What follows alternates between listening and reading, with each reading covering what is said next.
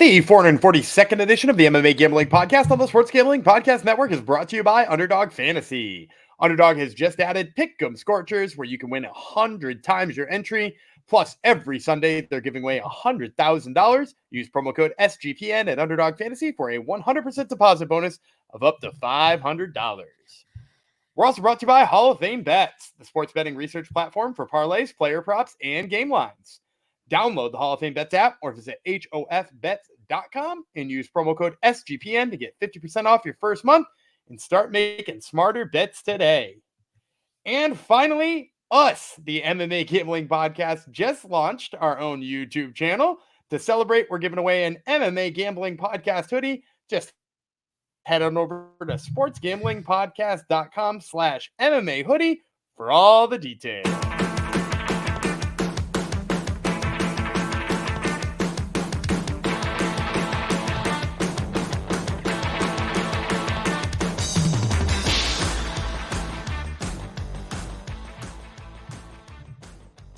Hi-ho, degenerinos, and welcome to the MMA Gambling Podcast on the Sports Gambling Podcast Network, episode 442. It says on my screen, so that's what we're going with.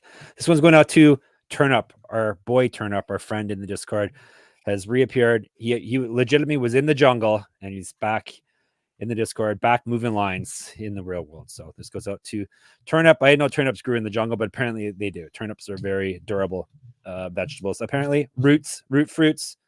Maybe root fruit. That's not what they are. They're vegetables, I guess. Are turnips vegetables? Yeah, they're vegetables. Yeah. Anyhow, I'm your host, Jeff Chalks Fox.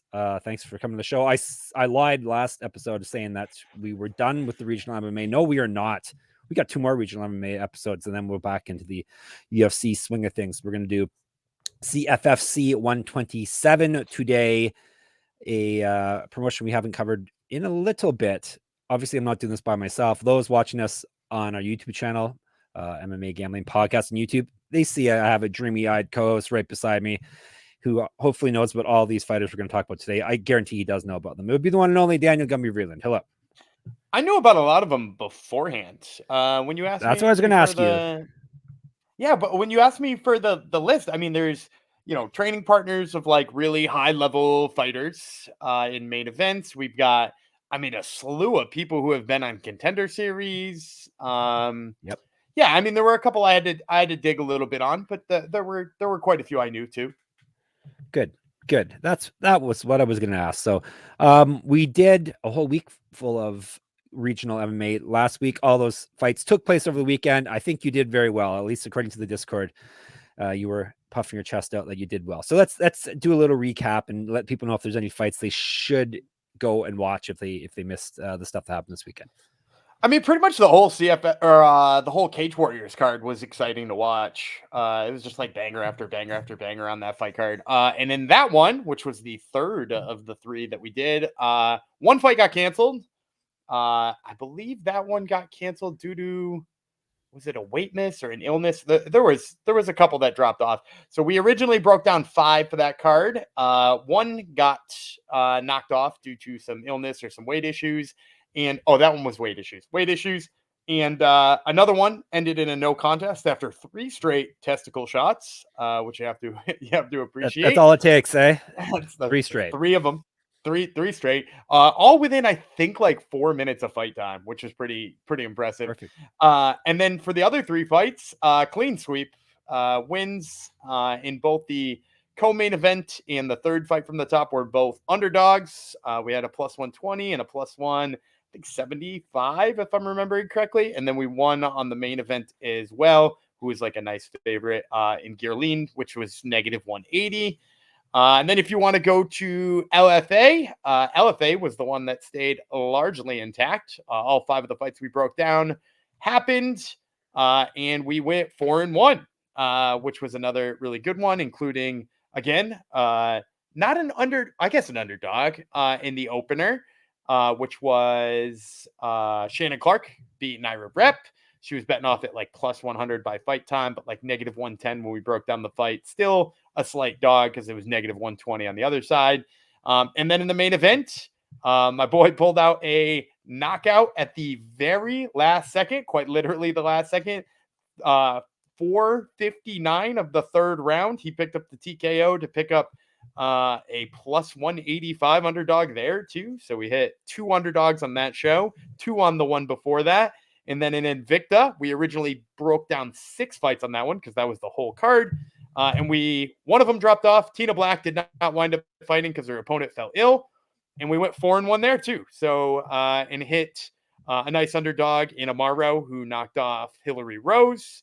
So altogether, 11-2, 1 no contest, 5 underdogs hit. And it was, I think if you bet $100 equally on every fight, you would have been up 7.5 units. 775. 775. Fantastic.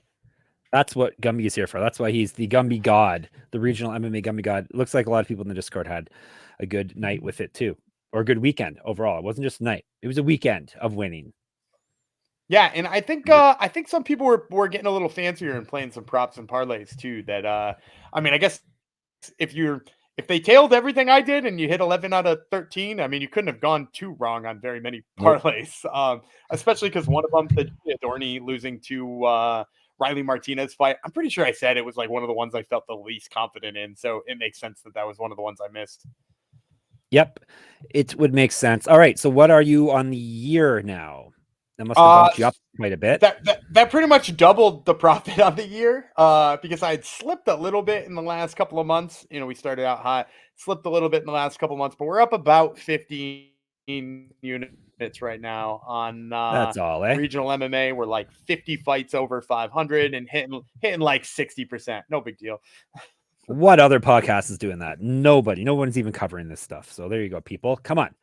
Get your friends to listen. Get your enemies to listen. Everyone deserves these amazing picks. Oh, we haven't talked about your hat yet. It's a bear, I believe, this week. People watching on YouTube can see. It's a black bear, a brown bear. What kind of bear is it? You're the son of the bear whisperer. You let us know.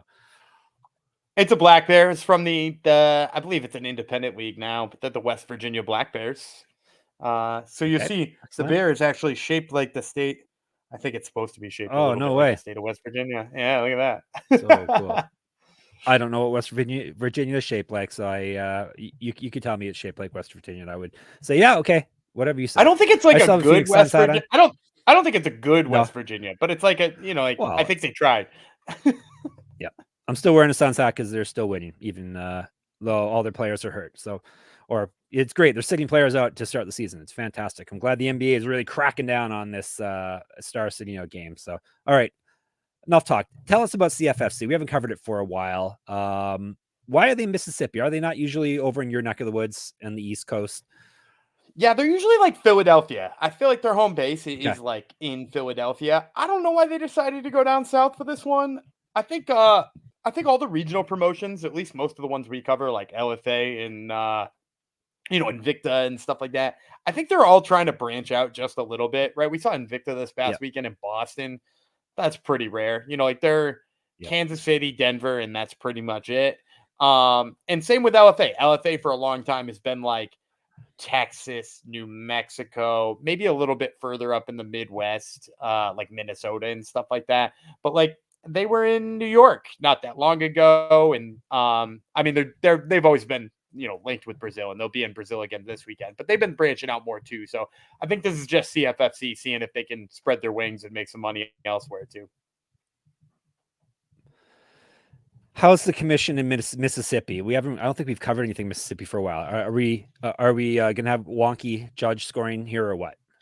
Did we do any in Mississippi recently? For some reason, I feel like we talked about a regional one down south somewhere. I do know.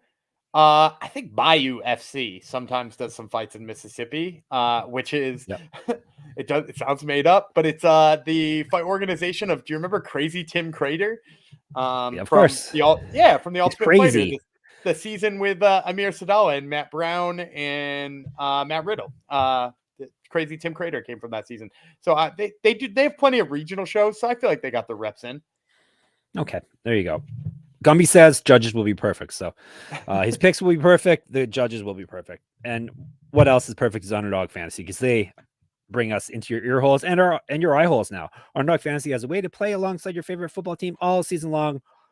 Underdog has just introduced Scorchers. Go 5 for 5 and pick 'em Scorchers and enjoy a spicy 100 times payout. And for a limited time, Underdog is extending the first deposit bonus to $500. And if all that is not enough, because you're a greedy degen, $100,000 Sundays continues on Underdog Fantasy. 10 lucky players will win $10,000 each week. Give us a spicy underdog play, any sport, Gumby, because we have discussed you're the king of all sports. Oh, any sport. That's a tough one. I'm gonna say I like the on Monday. I like the higher than on Pascal Siakam's rebounds. I got a good feeling about Pascal Siakam tomorrow. He started off as slow this season. He's not up to his, well, at least scoring wise. Maybe I guess his rebounding is all right. But all right, we're going higher than Pascal Siakam's rebounds. Take it and watch along. Any sport, you can watch along, make your picks, and maybe make a little cash over on Underdog's mobile app or website, underdogfantasy.com.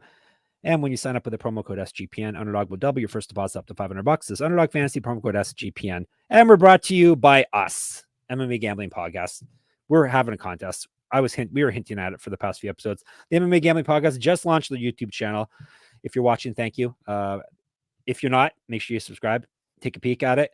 In honor of that, we're giving away an MMA Gambling Podcast hoodie to one lucky winner. I'm wearing an MMA Gambling Podcast hoodie as I speak these words to you. Head over to sportsgamblingpodcast.com/MMA hoodie, HOODIE, to submit your entry today and make sure to subscribe to the MMA Gambling Podcast on YouTube. So all you got to do is subscribe, send us a screenshot that you're subscribed, enter the contest, boom. You're in the draw. Easy as that. And you can look cool like me with an MMA Gambling Podcast hoodie on. All right. Let's go. We're going to Mississippi. Tanika, Mississippi. Have you ever been to Tanika, Mississippi, to the Horseshoe Casino and Hotel, Gumby? I've never been to the Horseshoe Casino and Hotel, but I've been through Tanika, Mississippi. All right. There you go. How is it, Gumby? I mean, unmemorable when you're too young to go to the casino in the town. Yep. How is the interstate that goes through there? Nice stretch of interstate, Gumby. There's a very nice stretch of interstate there, and I believe there's like one eatery, which perfect. I think that's you have to call it an eatery. Everyone hangs out at the Horseshoe Casino Hotel, and they especially will be this Friday. We're going to be in November already by then. It will be November the 3rd, 7 p.m. Eastern. CFFC 127 Kline versus Navarrete on UFC Fight Pass. That makes it convenient. Hopefully you have UFC Fight Pass. It's in a cage. Sadly, it's not some crazy thing with the shark pit or anything. It's a normal cage. 10 MMA bouts. We're going to break down half of them for you. How nice is that for us? How is this in terms of CFFC fight cards? Going to be in terms of quality or names? It's a good one. It's got very clear big show potential in the main event. The strawweight title fight. First of all, first ever time they ever crowned a strawweight champion in the history of the organization. That's why it's vacant. All right. Yeah, I think the winner should clearly be in line for a UFC bid, and I think they clearly have somebody they want to be. I won't bury the lead. And there's some other people on here with like real potential too. Plus, they, CFFC does a good job of taking like a couple of dudes who lost on Contender Series and jamming them in a bout against one another. And I think they did a good job of making that happen here too. In like a fairly competitive light heavyweight fight in the co-main. All right, that's a problem. Well, maybe not a problem. They know that's the business they're in. But when you're a feeder league, you're basically your titles remain vacant because second someone wins it, UFC usually comes a call in, right? Yeah. So whoever wins this, again, it's going to be vacant. Maybe the other person will fight for it a second time. That's true. For another vacant title. All right. We're not starting with that, though. We're starting with light heavyweights. Justus, Justus. Faaiu, I believe. Is that right? Or is that an L or an I? I can't tell. It's an I. Faaiu. So Faaiu versus Phillip Latu. And we don't have any odds, right? Or I don't have any odds. I assume you don't either, right? I don't at this point. No. Okay. Usually odds are available on most books for CFFC events. Yeah, I mean, like in dead weeks, question mark. Like with no UFC, they upload much quicker. But even in non-dead weeks, like this is one that'll probably show up on all the bigger books, and it'll definitely show up on the offshores. Probably within a day or two of this recording. All right, fantastic. Let's kick her off with Latu. The Doctor is the nickname. 4-1 with 4 knockouts. He's been submitted once, so he's never gone the distance. Won 2 straight fights via knockout or TKO, obviously, because that's the only way he wins. This is his CFFC debut. Used to fight at heavyweight, 2-1 as a kickboxer and a champion in that realm. 0-1 as a boxer, 3 inches taller than Faaiu. Faaiu, Mr. Poetic. What a great nickname, right? I love it. You got to get him on your show. Okay. That other show of yours. Mr. Poetic is 6-3 with 5 knockouts. He's been submitted once. This is his CFFC debut. He's won 2 straight fights and 3 of 4. Did lose his last fight via knockout or TKO, actually. That was back in September of 2022. Was a regional champion. Used to fight down at welterweight and down at middleweight. 0-1 in bare knuckle MMA. And he's 4 years younger than Latu. Give us the odds. Give us a breakdown. Give us a winner. Give us it all. I think Faaiu is going to probably be a favorite here. I'm going to say like -165, probably like a +130 return on Latu. And I like the favorite here. We're in like a weird spot here though, because Latu has been doing a lot of his fights up at heavyweight. And in a lot of those fights, he was like badly out-muscled in the clinch. Some of that I think is because he's just like not very technically smart in the clinch, but also some of it is because he was undersized. And then when you look down at Faaiu, he's been fighting actually at middleweight. So you almost have like a guy coming up and a guy coming down. So obviously, like you'd worry about Faaiu's size most of the time in a situation like this. But like Latu's been weighing in at like 225 for a lot of his bouts. So it's like it's not like he's going to be a large light heavyweight, and he's already kind of bad at using his weight anyway. So I kind of throw that out the window when we're looking at the weight here. And actually, I think Faaiu is just so much faster. And I think that's going to be a big piece of this fight. Obviously the benefit of being the smaller guy is usually that when you're coming up in weight, you're going to be a lot faster. I think he's going to be a lot faster here. I think he's going to touch Latu a lot more. And also like Latu, even in those heavyweight fights, when he throws and he looks comfortable throwing, he's like right there to be countered. So at the end of the day, like when you compare all of those things, as long as Latu doesn't lean on like heavy wrestling and leaning on the cage, which he's been bad at anyway, I think Faaiu is going to win this one. So I'm going to say he's probably a slight favorite, and I'm going to go with Faaiu here. All righty. Are these two guys you were familiar with beforehand? These are two of the ones I definitely had to research. I was less familiar with these guys out the gate. All right, we're going down to middleweights. How about these guys? Do you know these guys? Research these guys? I knew both of these guys already. Yeah. All right. And they would be Khadzhimurat Bestaev from Russia, I believe. That's the Russian flag, yes. Versus Keanan Paturshuk from the good old Canada. I know that Canadian flag, of course. All right, we'll tell you about the Canadian first. Paturshuk Parada is his nickname, which I think in Portuguese means fight, or it means like all out, balls out type things. Does that sound right, or don't you know that? Yeah, that sounds right. All right. Do you agree, or are you just agreeing for the sake of agreeing? Or do you I agree. I'm pretty sure that we used to go on Renato Laranja's shirts and stuff like that. All right, cool. There you go. All right, Paturshuk, 4-1, 3 knockouts, 1 submission. So he's finished everyone. He himself has never been finished in a fight. 1-0 in CFFC. He's won 2 straight fights via knockout or TKO. And he's 5 years younger than Bestaev. 11-5, 4 knockouts, 6 submissions. He's been knocked out 3 times, submitted twice. So these guys owe us rounds for sure. This is his CFFC debut. 1-1 in Bellator, 0-1 in Contender Series. Who did you lose to, Dad? I don't know off the top of my head. You tell me. Bestaev lost to. I can't remember. I have circled down who everybody else lost to, I think, because we got a bunch of other Contender Series losers here, but I can't remember who Bestaev. That's why I can't remember. I can't remember. Yeah, I can't remember who Bestaev lost to. Phil Haas. Oh, Phil Haas. Phil Haas knocked him silly. Yeah, I remember that. He was real out. He did. All right.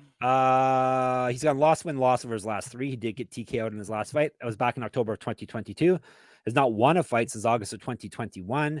Used to fight at light heavyweight, 2013 pro MMA debut, 7 inches taller than Paturshuk. Okay, go ahead. I'm going to say this one's a pick'em. For 2 reasons. Paturshuk has looked a little bit better as of late. Obviously, you mentioned the layoffs and the not good results for Bestaev. Bestaev got a Russian name, has been on Contender Series, more well known. So let's say this one comes down to a pick'em. And I'm going to take Paturshuk. I think, and what we've saw from Bestaev, and granted, it's been a little bit since we've seen him. He does a lot of like, I think his biggest move and the thing you see him do most repeatedly, and actually to his detriment, the thing you see him do most repeatedly is he does like a step-in knee, and his hands come right down every single time he throws this step-in knee.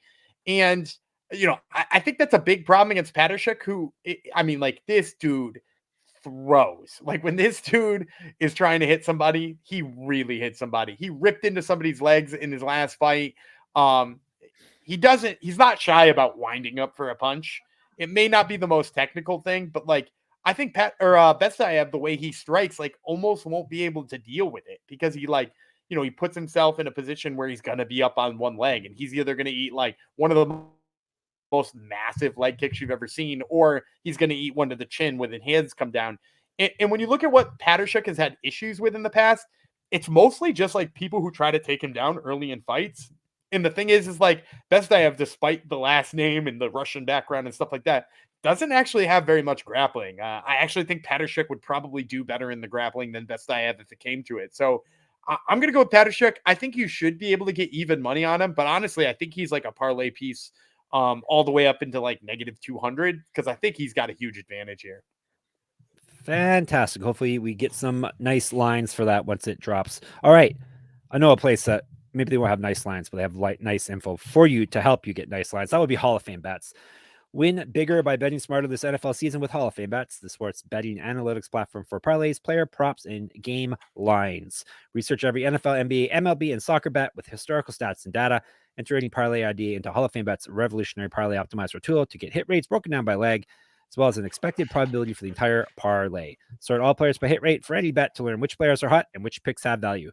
Stop betting in the dark and join over 30,000 users researching with Hall of Fame bets to craft more intelligent, data-driven parlays. Download the Hall of Fame bets app or visit hofbets.com and use code SGPN to get 50% off your first month today. Start researching, start winning with Hall of Fame bets. All right, we're dropping way down to men's bantamweights. DeAndre Anderson, American versus Gage Gill, American. 3 5-minute rounds. Gill is 5-0, 3 knockouts, 2 submissions. So he's finished everyone. This is his CFFC debut. 2 years younger than Anderson, 1 inch taller. That's all I got. Anderson, the protege, is the nickname. 6-3, 2 knockouts, 1 submission. He's been knocked out once, submitted twice. So he's been finished in all of his losses. 1-3 in CFFC, 1-3 over his last 4. However, he did win his last fight. That's where the 1 came from. Used to fight up at featherweight, I believe, because I put down bantamweight, but this fight's at bantamweight. So we'll say featherweight. He was 1-2 as a pro boxer, 0-1 as a pro kickboxer. Go ahead. You can't know these guys. 5-0 with no CFFC experience. I did know DeAndre Anderson. Okay. I'd seen him fight before. He had been scheduled to fight for, I want to say it was Empire FC, which is just across the border into New York. So I've seen some of his fights before. Gage Gill, I had never seen or heard of. I think he's going to be a massive favorite here just based on the record alone, right? Like a 5-0 prospect who CFFC just snatched up. The books are going to love that. So I'm going to say let's say -275 for Gage Gill, plus 230 on the return for DeAndre Anderson. And I'm going to take Anderson here. I went back and I watched some Gage Gill because, again, wasn't familiar with Gage Gill. Slow and sloppy is what I would say. His jiu-jitsu, really tight. He took somebody's back, put the hooks in the right way. His arms went in the right place. He finished the submission exactly the way you would want him to. But wrestling wise, just kind of got a hold of the guy and just ran around in a circle until the other guy fell down. His striking, all arms, doesn't seem like he has a good sense of putting combinations together and doing anything that isn't rote. Anytime he has to think about something, it starts to look bad. And Anderson, look, the big knock on Anderson is going to be his cardio. If he can't get it done in the first 6 minutes of the fight, he is going to be tired for the last 9 minutes of the fight. And some of that's just because he expends so much energy. He's clearly got a Thai or a Taekwondo background. His hands stand like he's Thai, but he throws spinning back kicks like they're like he's a Taekwondo guy. Maybe it's capoeira. Maybe he's got a little capoeira in him. But he's got really good kicks. He's got really good power. He's super fast.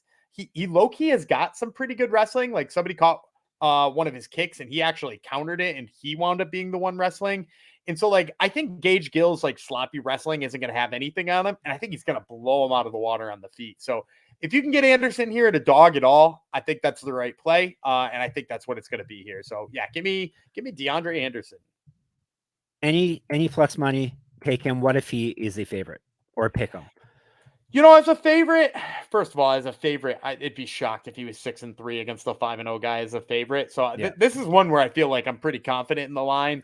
I would say I'd still feel good about him into like I might sprinkle a little bit less on him, but I might still sprinkle something on him at like -130, -140.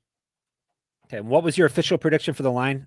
I think he's going to be like plus 230, plus 235. Woo! Fantastic. All right. There you go. Let's move on to our co-main event of the evening. Actually, no, we're not doing. Are we doing the co-main event next? I guess we are. Yes. Jones and Murray. All right. 205. That would be light heavyweight Jamelle Jones from America versus Jesse Murray from America as well. I tell you about Mr. Murray first. 9-5, 1 knockout, 4 submissions. He's been knocked out 4 times, submitted once, so he has been finishing all his fights that he's lost. This is his CFFC debut. Loss over his last 3. He did get submitted in his last fight. That was back in October of 2022. Was a regional champion. Used to fight at middleweight. 5 years younger than Jones. 3 inches taller. 3 inches of reach on him. Jones is the beast. 13-8, 8 knockouts, 3 submissions. He's been knocked out 4 times, submitted twice. 4-2 in CFFC, and used to be their champion at heavyweight. He's gone 1-2 over his last 3. Won his last fight via submission. That was back in September 2022. So both guys are coming off a bit of a layoff here. Was a regional champ. He's got a lot of experience. Here we go. 1-2 in PFL, 0-1 in Bellator, 0-1 in Contender Series, 0-1 in the Ultimate Fighter. As I said, about him winning the championship, he used to fight at heavyweight, and he's been around since 2013. Okay. So I think Jamelle Jones probably going to come in here as a decent favorite. We'll say like -200 here to like plus 175 on the return. Both of these guys were on Contender Series. One of them was looking all right until he took a flying knee and got knocked out. That was Jamelle Jones. Mike Rodriguez knocked him out. Jesse Murray looked terrible, but he fought Kai Ohio. So, for whatever that's worth. Jamelle Jones, I think, has had some bad results lately. Like, I think we would probably see a much higher line on Jamelle Jones right now if he was not fighting at heavyweight for as long as he was. Like, he's fought his last few fights at heavyweight. So I think for all those reasons, I think he's probably going to wind up being a pretty large favorite now, but could be much larger. I think he's going to out-wrestle Murray, if I'm being honest. I just think Murray's got some really great things he does in the wrestling game, but just not good enough sub and takedown defense when it comes to somebody who chains stuff together. And Jamelle Jones is just a guy who, when he fails, he's got another one in the chamber. And he's been doing it against heavyweights who like lean on him. And I don't think Murray is obviously not as heavy, but not as tough as some of those heavyweights too. So give me Jamelle Jones. I think he probably just grinds him out. Maybe get some ground and pound in there too. All right. Fantastic. Main event time for the Cage Fury FC vacant strawweight championship. And we predict it will remain vacant because whoever wins it will vacate it. We got Fatima Kline from the United States of America against the Jazmin Navarrete from Chile. The Chile takeover of MMA continues. 5-minute rounds, 115 pounds. We talked about Kline before, right? Because she was in Invicta. I don't think we've talked about Navarrete before, right? I don't think we've talked about Navarrete. She's fought a lot in Kombache, but we've talked about Kline as both a fighter and a training partner of a very high-level MMA fighter we know. All right. Let me give you the info, and then Gumby will fill in the blanks. We'll tell you about Navarrete first. La Pantera. We got another Pantera. She's 6-0 with 2 knockouts. This is her CFFC debut, and she's stepping right into a title fight. She won her last fight via TKO. Used to fight up at flyweight. That's all I got for her. Kline, the Archangel, Fatima Kline, 4-0 with 1 knockout, 1 submission. This is her CFFC debut. All of her fights have been in Invicta, so she's fought at a high level. She also is an accomplished grappler. 2 years younger than Navarrete, 4 inches taller, 4 inches of reach. All right, Gumby, fill in the blanks. Kline's going to be a massive favorite, -350. If she's any less than that, use her in a parlay all the time. This fight seemingly was set up for her to need a belt so that she could go to the UFC. She is the #1 training partner right now of Erin Blanchfield. And it's shown in the way that her game is developed because, as you mentioned, she's an accomplished grappler. And when she was first sort of like making her waves into MMA, everybody was like, oh, she can grapple. It'd be nice if other stuff got polished off too. And what she showed in her last couple of fights is that it is polished off. She fought a very high-level judoka last time out. She dealt with the takedown. She actually got some of her own in there and out-grappled her. But also she just started to put things together better in her hands too. So she's an exceptionally good grappler who is slowly rounding out the rest of her game. CFFC knows this. They clearly want her in the spotlight and hopefully in the UFC sometime. They found her an opponent who's formidable. She's got a good record. She got taken down early in her last fight, so she's kind of just like a nice style matchup. And also her way of striking, it just like she's like one of those people who, when she strikes, like rushes forward and like bangs into the clinch. And like that's going to play right into Kline's game because she's not going to hit her with anything so hard that she's going to knock her out. Then she's going to be in a clinch, and that's when Kline makes her hay. So I think this is a gift wrap matchup for Kline. I think you're going to see the books reflect the same thing, probably in the negative 350 range. And I still think it's probably worth throwing in a parlay to try to juice up some odds somewhere. So yeah, give me Kline here as a big fave. What do you think of her as a UFC prospect? I think I said this about my tobacco oral buy last week, is that like when I see a grappler who's clearly high level, who's very good at what they do on the mats, I want to see them round everything out. I want to see them start to figure out the rest of it. And I think oral buy, it kind of shook off some of those worries we had. Granted, it was against a terrible opponent and somebody who couldn't strike with him. He couldn't strike with anybody. He just tries to pull guard all the time.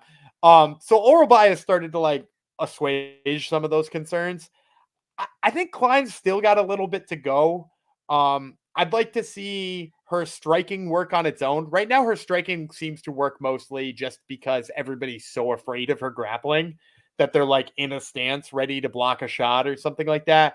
I would like to see it work a little bit better here, but this is the right kind of opponent for us to see it work because, again, she's not going to hit her with anything super hard coming in. She's going to wind up where she wants to be anyway. So hopefully before any of that happens, we get to see her let go a little bit and do well on the feet. So, I think she obviously belongs in the UFC. Like she would have been Invicta champ in a couple of fights had, the Invicta belt was already locked up and people knew who was fighting for it next, right? Like we knew Danny McCormick was fighting Karolina Wojcik in that fight, and it was going to take the winner a while to heal up. So I think she took this fight knowing this is my quicker path to the UFC. Let's go get a belt on a big regional promotion, and she's doing it the right way. So yeah, I think she's got a lot of potential. Again, like with any grappling prospect, we want to see some hands.